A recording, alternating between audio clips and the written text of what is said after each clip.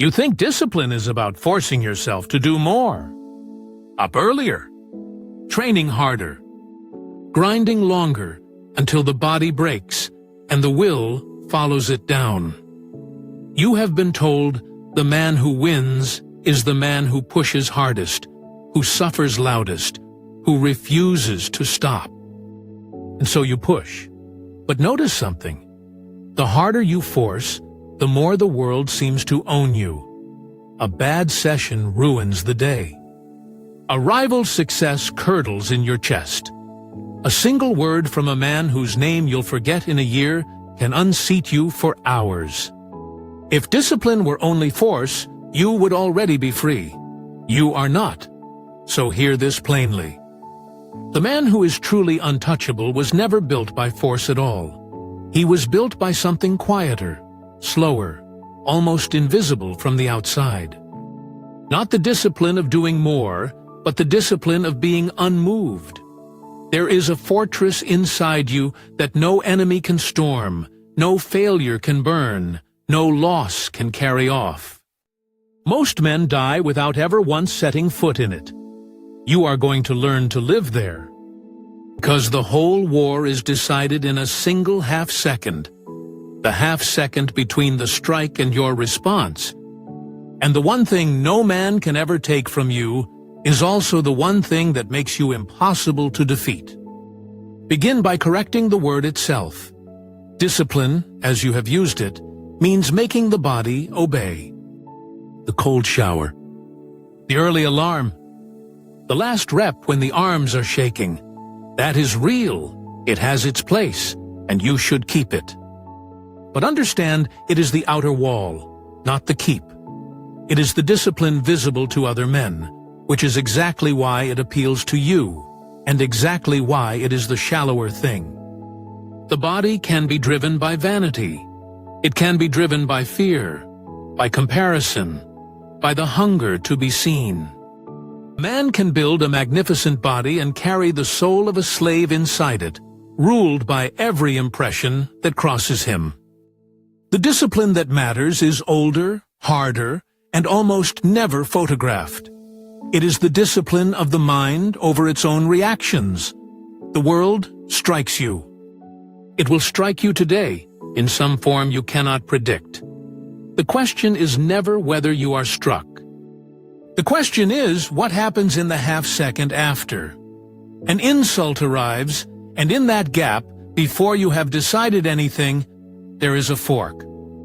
Down one path, you are a man who was wounded. Down the other, you are a man who simply observed an event and remained whole. The strike is not up to you. The response is entirely up to you. That gap is the whole battlefield. And here is what most men never see. They armor everything except that gap. They armor the body in the gym. They armor the reputation with achievement. They armor the bank account against ruin.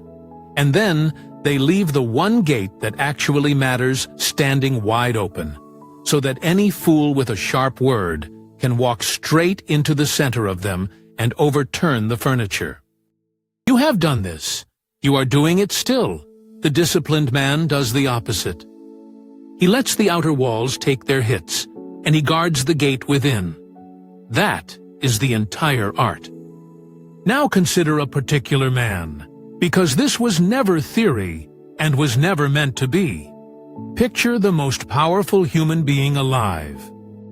Not a monk in a cave with nothing to lose, a man with everything to lose and the constant likelihood of losing it. Marcus Aurelius ruled Rome at the height of its reach, which meant one word from him could end a life, raise an army, or remake a province. And yet for nearly the whole of his reign, the world came for him without pause. There was plague, the Antonine Plague, sweeping the empire and killing without regard for rank, emptying cities, thinning the legions. There was war on the northern frontier, year after grinding year, so that this scholar of a man spent much of his life in cold military camps along the Danube, rather than in any palace. There was betrayal. a trusted general who declared himself emperor and turned on him. There was the slow grief of burying children. By every external measure, here was a life under permanent siege. And what did he do? This man who could have commanded anything? At night, in the camp by lamplight, he wrote private notes to himself. Not for publication, not for you. Reminders, scribbled to steady his own mind before the next day, demanded everything of him again. We call that book the Meditations now, but he gave it no title because it was never a book. It was a man disciplining his own soul in the dark, where no one was watching and no applause could reach. That is what makes it trustworthy. These are not the polished maxims of a comfortable philosopher. They are the field notes of a man tested to the very limit of what a human being can bear, working out in real time how to stay unbroken. When such a man tells you where strength actually lives, you listen. He paid for the knowledge. Here is what he found, and it is the spine of everything that follows. The scholar Pierre Hadot gave it a name that has stuck. He called it the Inner Citadel. Picture a fortress at the very center of you, and understand that its walls are not made of stone, but of judgment. Everything outside it the Stoics called indifferent. Not unimportant, not nothing, but indifferent in a precise sense. The wealth, the result, the body's condition, the opinion of the crowd, the verdict of the rival. These stand outside the walls. They can press against the fortress. They cannot enter it, because the only road into the center of a man runs through his own ascent, and that gate is held by him alone. Marcus says it without ornament. Choose not to be harmed, and you won't feel harmed. Don't feel harmed, and you haven't been. Read that slowly, because it sounds at first like a denial of reality, and it is the opposite. He is not saying the arrow did not fly.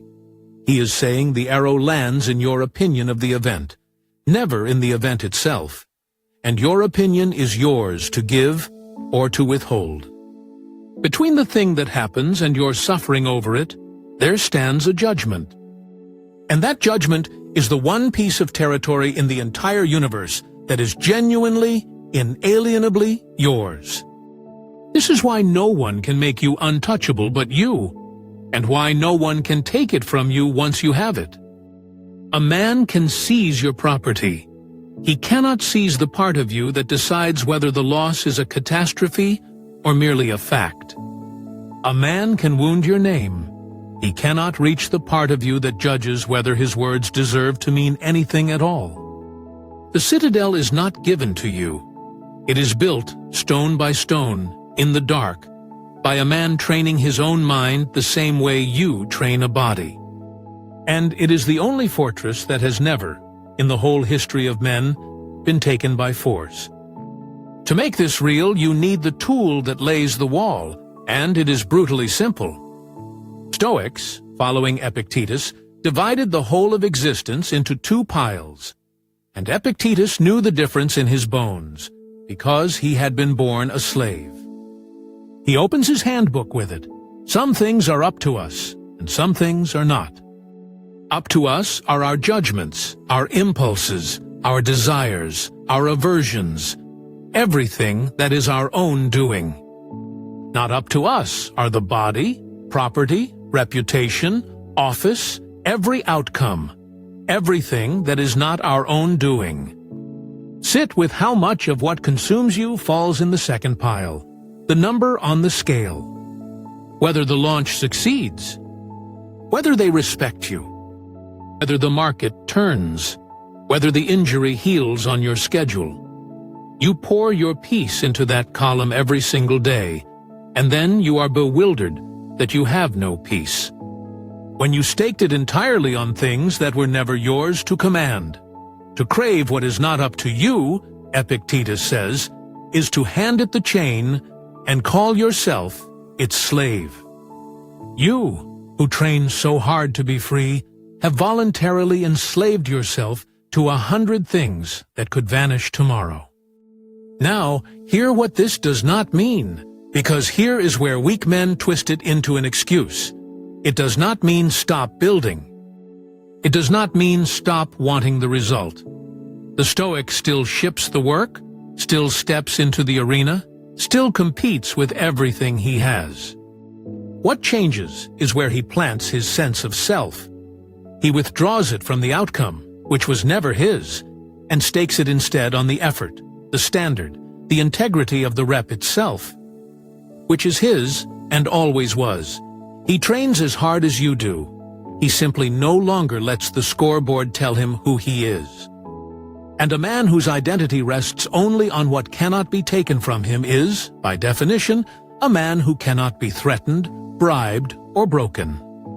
That is not a metaphor. That is the literal mechanism of being untouchable. Go deeper, because you still half believe the world wounds you directly. And until that belief dies, you will never hold the gate. Watch yourself closely the next time something lands. A rival posts his win. A client walks. A number betrays you. Notice that the event itself is silent. It is just a fact, sitting there. What actually moves through you is the commentary. The verdict your mind passes in the same instant. This is a disaster. This means I am failing. This means they are better. The pain you feel is not the event.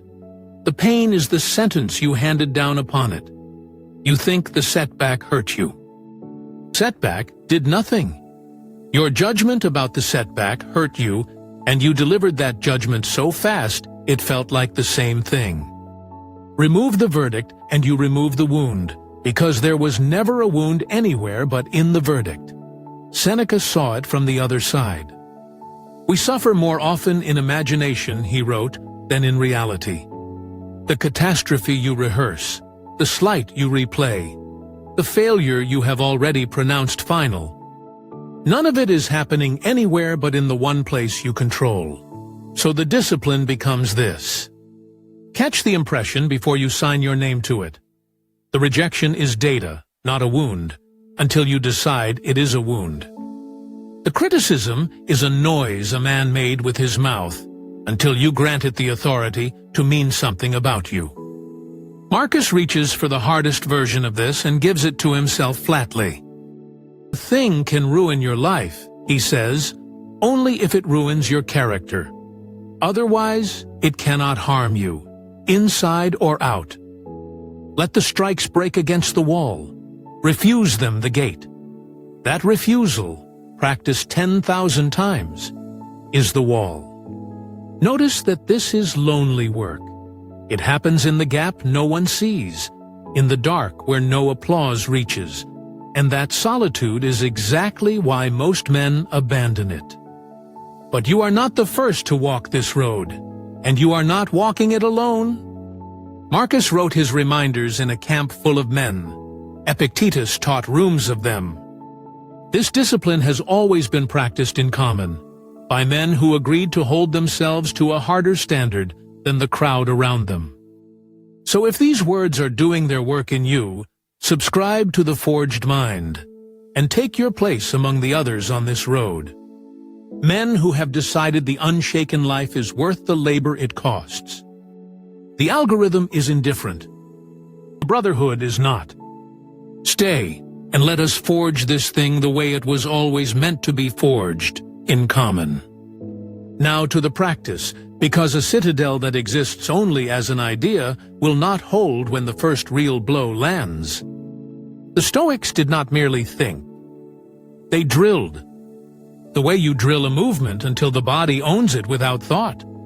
And the first drill belongs to the morning, before the day has had its chance at you. Marcus opens one of his most famous passages by bracing for exactly the people who will test him. When you wake, he tells himself, say this: today I will meet the ungrateful, the arrogant, the dishonest, the jealous, the surly. He does not write it to despair. He writes it to disarm the ambush in advance.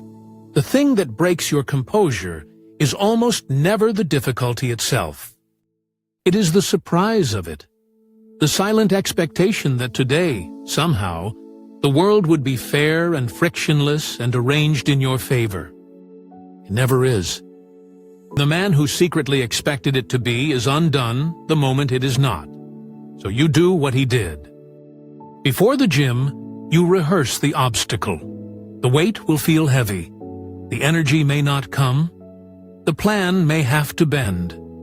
Good. You have already met it in your mind, so it cannot ambush you when you meet it in the flesh. Before the hard conversation, the negotiation, the deal that may collapse, you preload the difficulty. They may be unreasonable, it may fall apart. The outcome is not mine to command, and having said so at dawn, you walk in already unsurprised, already ungrippable. Because the world has nothing left to spring on a man who summoned the worst of it before breakfast and chose his bearing anyway. This is not pessimism. Pessimism expects the worst and collapses. Premeditation expects the worst and stands. You rehearse the storm so that when it comes, you are already the calm in it. The morning drill steadies you against the day. The next two steady you against your own size. Because half your suffering comes from the foreground swelling until it blots out everything else. So the Stoics practiced rising above it. They called it the view from above. Marcus does it again and again in the Meditations, lifting himself in imagination until he looks down on human affairs from a great height. The countless gatherings, the ceremonies, the voyages in storm and calm, the whole churning earth shrunk to a single point beneath him. From that altitude, the feud that consumed you becomes one small motion in an immense flow. The insult that burned for hours becomes nearly invisible. The rival you measure yourself against becomes one ant among millions, all of them moving, all of them passing. This is not to make you feel small in despair. It is to restore the true scale of things, so you spend your strength on what is actually large and stop bleeding it on what is actually nothing. The unshaken man can zoom out at will. That is precisely why nothing in the foreground can fully capture him. And beneath the view from above lies the deepest clarifier of all, the one the Romans kept always near. Memento mori. Remember that you will die. Marcus tells himself you could leave life right now, and to let that govern what he does and says and thinks. This is not morbid. It is the great proportion restorer, because here is what death does to the man who genuinely faces it. The fear of looking foolish does not survive the grave. The agony over a rival's opinion does not survive the grave. Endless flinching at small threats cannot survive standing honestly before the largest one. You will die, and every man whose judgment you fear will die, and most of what you have made yourself sick over will not be remembered by anyone within a single generation. See that clearly, and a strange thing happens. You are not crushed, you are freed. The man who has truly met his own death has already faced the worst the world can do. And so he stops flinching at everything smaller, and that is most things. Now the discipline stops being a shield and becomes a forge. So far, you have learned to keep the world out of the citadel. But the highest Stoic move is not merely to endure the obstacle, it is to feed on it. Marcus writes the line that holds the whole secret. Our actions may be impeded, he says, but there can be no impeding our intentions or our dispositions, because we can adapt. The mind converts to its own purposes the obstacle to our acting. In the modern rendering, it lands like a hammer. The impediment to action advances action. What stands in the way becomes the way. Read it carefully, because it is sharper than the slogan it became. He is not saying obstacles are secretly good luck. He is saying the ruling mind can take any external blockage and repurpose it into the very material of right action. See what this does for the man who is building. The injury that stops your training becomes the lesson in patience you would never have chosen and badly needed. The rejection that closes one door becomes the redirection toward the one you were too proud to try. The constraint that strangles your plan becomes the discipline that forces you to find what actually works. Because your real objective was never the specific blocked path, your real objective is to act well, to build with integrity, to forge the man. And that objective is up to you, which means no obstacle can touch it. Obstacle can change your route. It cannot stop your aim. And a man who turns every blockage into progress cannot truly be stopped. He can only be redirected. Sit with that. Because redirected is what untouchable looks like in motion. The wall does not end his road. The wall becomes his road. Here you must turn, because if you have taken everything so far in the wrong spirit, you have built the wrong thing. The word untouchable can rot in a man's hands. He hears it and imagines coldness. He imagines a man who feels nothing, who has frozen the heart so thoroughly that no blow can register, who walks through his life behind glass, armored, alone, and quietly dead inside. If that is the fortress you have been building, tear it down. That is not the inner citadel. That is a tomb. The Stoic was never asked to stop feeling. Marcus grieved. He buried children and felt every loss like a man. He was wounded by betrayal and wrote of his own weariness with stunning honesty. The citadel is not a wall against feeling. It is a wall against being ruled by feeling. There is a difference as wide as the world between the two. The unfeeling man has killed something in himself to avoid pain. And that is not strength. It is mutilation dressed as strength. Disciplined man feels the full weight of the thing and remains the one who decides what is done next. He is governed, not ruled. The storm reaches him completely. It simply does not get to hold the helm. This is the part the grind-set counterfeit can never give you, because it only knows how to suppress and call it toughness. Real strength is not the absence of the storm. Any statue is unmoved by a storm. Strength is sovereignty within the storm. The fully alive man who feels grief and fear and longing and is commanded by none of them. Marcus even tells you what to do with the man who wronged you, and notice it is not stone, it is character. The best revenge, he writes, is to be unlike the one who did the injury. That is not coldness. That is a feeling heart under firm command. Untouchable does not mean you cannot be reached. It means that what reaches you cannot rule you. Keep the heart. Govern it. That is the whole of it. And now the question you have been avoiding. Why build any of it? A man could take everything said so far and turn it into a magnificent selfishness. A fortress raised only to make himself impervious. A discipline that serves nothing but his own untroubled comfort. Marcus would not recognize that man. For him, the entire point of self-mastery pointed outward. He uses an image you should keep. What is bad for the hive, he reasons, cannot be good for the bee. He disciplined himself not to feel superior, not to float serenely above other men, but to do his duty well. To govern justly, to carry the weight he had been given without dropping it on the people who depended on him. The Stoic discipline of action is precisely this: to act for the common good, to be useful, to take your place in the whole, and do your part with integrity. Private discipline is not the destination. It is the route.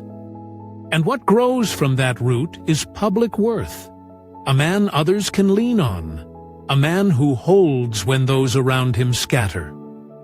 This is the correction your ambition most needs to hear.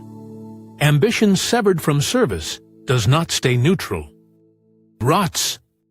It curdles into ego, into the endless hunger to be seen winning. And that hunger is the very opposite of the citadel, because the man who needs to be seen winning has handed the gate straight back to the crowd. But ambition rooted in service becomes something clean and nearly unstoppable. You master yourself so you can carry more for others. You build the body to be capable, not merely admired. You build the business to provide, to employ, to make something that holds weight. You forge the man so the people in your life have someone solid to stand beside. Waste no more time, Marcus tells himself, arguing about what a good man should be. Be one. The discipline was always meant to make you good for something beyond yourself. That is what keeps it from becoming a prettier kind of vanity. Lift your eyes now to the longest view, because you are building under a misconception about what lasts. The empire Marcus ruled, the greatest power the world had yet seen, is gone. The legions, the frontier, the palaces, the plague that terrorized them all. Dust and silence. The man himself died in a military camp 18 centuries ago, and his bones are nothing anyone could find. By every measure the ambitious man worships, he has utterly vanished. And yet here you are, in a language he never heard, on the far side of a world he never imagined, being steadied tonight by the private discipline of his mind. The empire fell. The character he forged in the dark still speaks, still works, still does its quiet labor in men not yet born when he wrote it. Think about what that tells you. The body you are building will fade. You know this. The business you are building will pass to others, change its name, or close.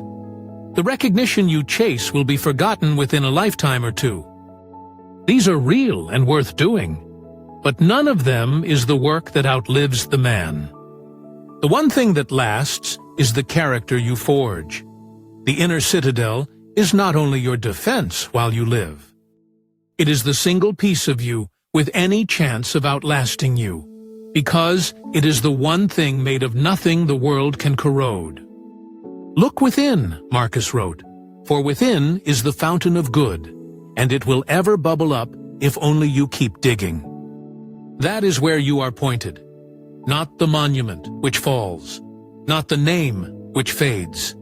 The man, forged so true that something of him keeps speaking after the stone has crumbled. The fortress you build in private is the only legacy that cannot be taken, because it was never made of anything that can be taken. So return to where you began and see it now with clear eyes. You thought discipline was force. More hours, more weight, more grinding until something gave. You see now that the untouchable man was never built that way at all. The force was only ever the outer wall. The real work happened in the gap no one watches. In the half-second between the strike and the response, where a man either hands the world the keys or quietly keeps them. The fortress is not given. It is built, and it is built the only way anything real is ever built. One chosen response at a time. The next time the word lands, the number betrays you, the door closes, you will stand again at that fork. You will either be a man who was wounded, or a man who simply observed an event and remained whole. No one will see the choice. No one ever does. That is precisely why it belongs to you alone, and why no one can ever take it from you. You have everything you need. You always did.